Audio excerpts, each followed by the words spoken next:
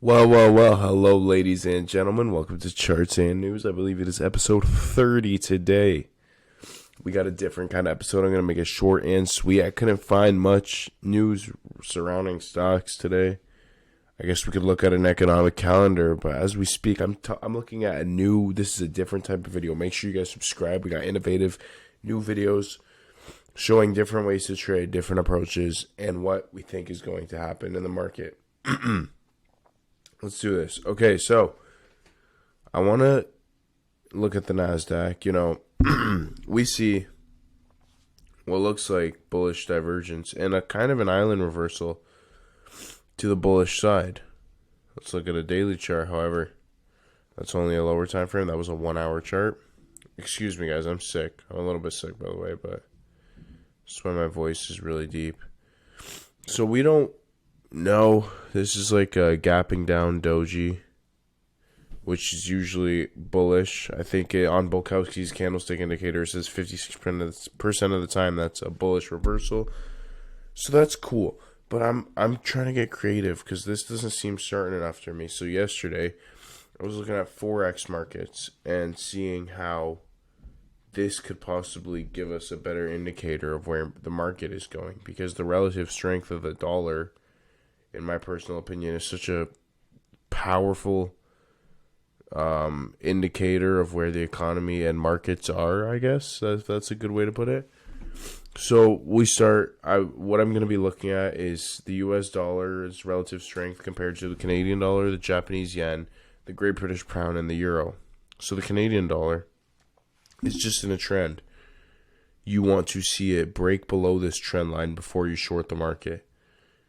Why does that make sense? Because if this is getting weaker, that means the Canadian dollar is getting weaker relative to the U.S. dollar, meaning the U.S. dollar is getting stronger, meaning U.S. equity markets are going down. Now, so if you see bullish patterns, that means you want to go long the market. If you see bearish patterns, you want to go short the market. So let's look at the U.S. or the Great British Pound compared to the U.S. dollar. And we see what looks honestly like a bull flag breaking out, but it also has bearish divergence with the RSI. I don't know which one's going to play out, and I'm not even telling you guys to go out in any direction right now, but this is what we're seeing, how the US dollar is acting. We're also going to look at bonds in a second, but let's look at the euro. This one's interesting. So once again, bearish divergence. This is going up and this is going down. Let's look at the Japanese yen. The Japanese yen compared to the US dollar looks bearish as ever, if I'm being honest with you guys. Look at this. This is a textbook bear flag. And if you want to look at it the other way, which is fine, we can go USD JPY. This is going to be just the same thing but a bull flag. See? Move up. Flag broke out of that bull flag. I drew these yellow lines yesterday when they looked like that. So guys, keep an eye on these markets. This could be a different way for us to use indicators to look at markets. Let's look at Dixie so we get a relative overview of what's going on. So it's in this demand zone. It went up here. We have to see what it does. But that's bullish divergence. This is going down and that's going up. Personally, I think we see the dollar go up today, and that means markets go down. Personally. And if you look at bonds, or specifically yields, they're doing nothing but going up. The 2-year yield is near its high in November or October, November, around then, when the 2-year yield almost hit 5%. It topped out at 4.88%, and now it's at 4.82. It's getting close. This yield curve. The Fed is nowhere near pivoting, it looks like, because they need that 2-year yield to go down. Either that or the Fed funds goes up, and it looks like the 2-year does not want to go down.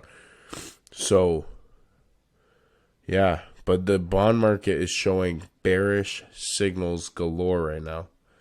Same with the 10-year yield. It's still above this white line. Despite all the bullish moves yesterday, it stayed above this white line.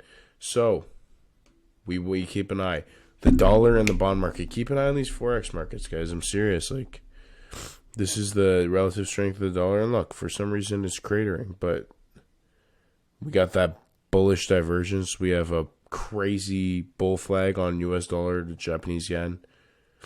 And more indicators with the Great British Pound and the Euro and the Canadian dollar. So, crude oil is the last thing I wanted to look at before I end this video.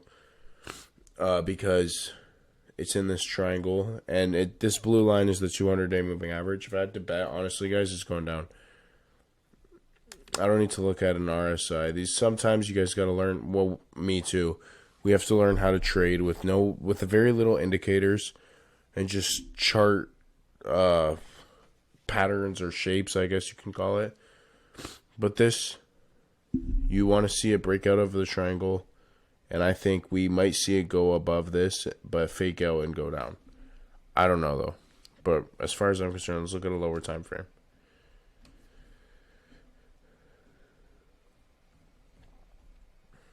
And then let's get the relative strength index involved.